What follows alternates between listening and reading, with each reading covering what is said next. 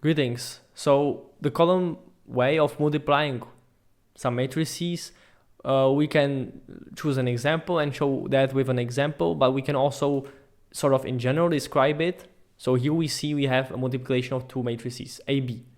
And we can also more abstractly write it in terms of a concrete entry, A sub ij for capital A of dimensions m by n, and n by p dimensions is the matrix B.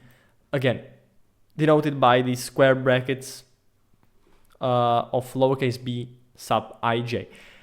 And ij will denote, we will replace that with a natural number, and that will denote the number of row and column that particular one concrete entry of, for example, in this case, matrix A, what is its value?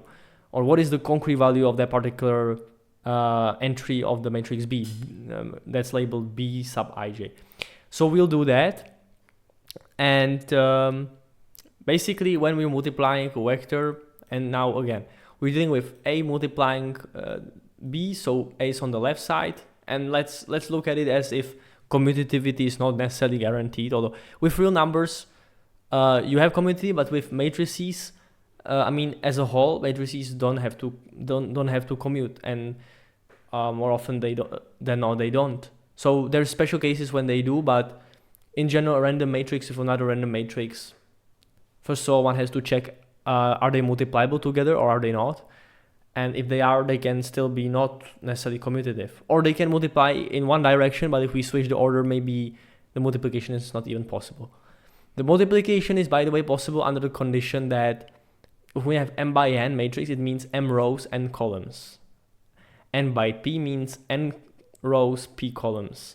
When the first matrix is the one in the multiplication on the left has the same number of the second dimension columns, like the matrix on the right has rows, which is the first dimension, so n and n have to match here, then that's fine. N equals n.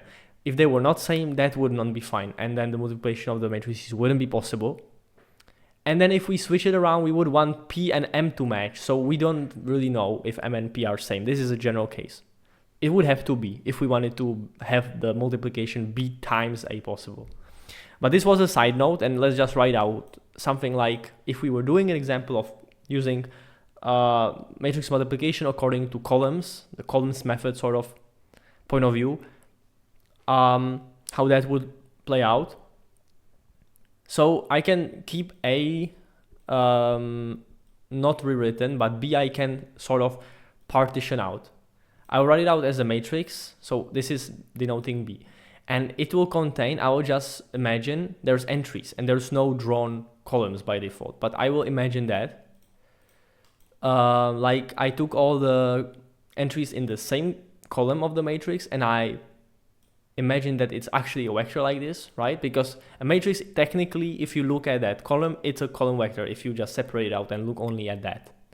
And so there is as many column vectors as there is columns in that matrix. And so, for example, in matrix B that we are now abstractly writing in this picture, there is p columns, whatever p is of a natural number.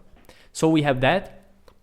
And so now let's extend this abstraction here and finish the writing.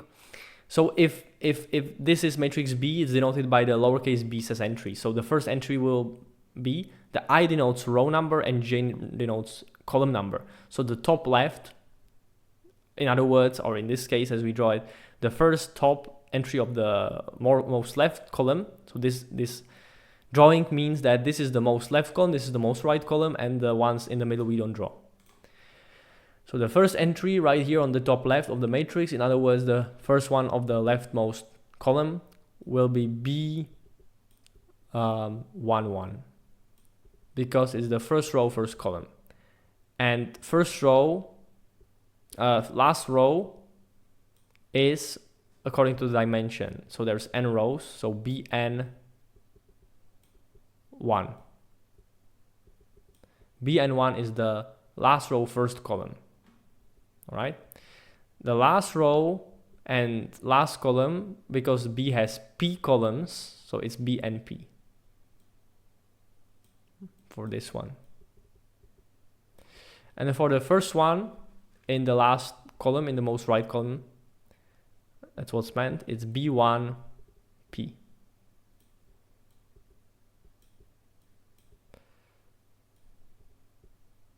So we have that.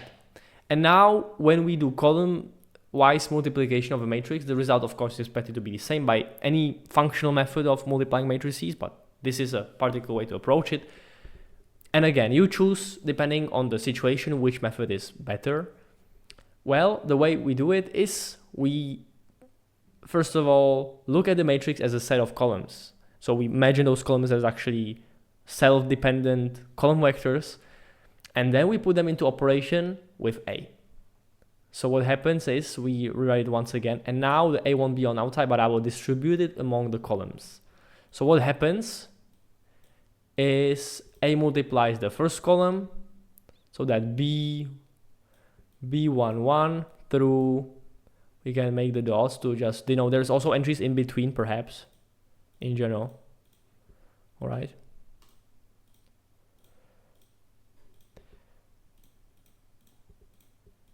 So B, and that's how many? That's B and 1. The same like on the left, all right? And then again, we multiply any other also columns that there are in between, but it would just take a lot of time to label them. So just imagine whatever there is, right? Whatever there is. And then, of course, plus, and then whatever there is until the last column. We didn't do the middle one imagined in the previous picture, but there could be more, of course. So, I mean, here we didn't draw that, and here we drew, but we still mean the same thing by these two drawings. I'm just rewriting. The only thing that functionally was supposed to change is that the A is put inside, next to each column, all right? Here it was outside. That's all that happened. Nothing too fancy happened right here. And now A multiplies also, well, to finish up the drawing, B1P through B and P. Again, some dots to fill in the blank possible space here, and B and P.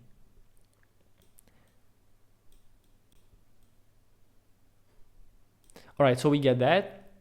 We close it off, and here is the end of the matrix. Now it looks like a very wide matrix, but it's because of the notation, the writing. And so this is the technicalities that went on, all right?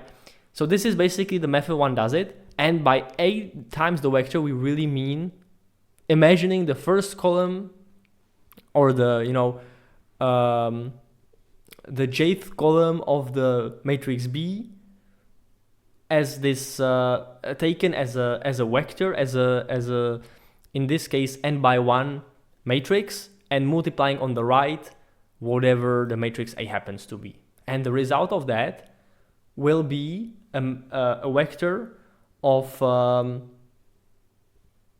n rows, and of course 1 column, and that will be right here. And we will do it as many times as there are columns in B, and there are P columns. So the final vector will have P columns. And so that happens also for this one. We just take whatever A is as a matrix and do matrix multiplication of it with this. But this will be circle. We are just defining matrix multiplication. But so that's why we first need to know the linear combination of vectors. And linear combination of vectors means the first entry multiplies the first column of A, second entry, the second column of A. That's added, by the way. These things are added until we add until the last column of A is multiplied by the last entry of that vector that multiplies the matrix. And that will generate one vector, and that will be at that location of that particular column of the final matrix. That's the result of the multiplication of the matrices. So that's the thing. And before we wrap it up, let's just once again mention again the notation and the dimensions, which are important. So we have m by n for A. Just write it. Let's just write it once again here. For B, we had n by P. That means n rows, m rows, n columns, n rows, P columns.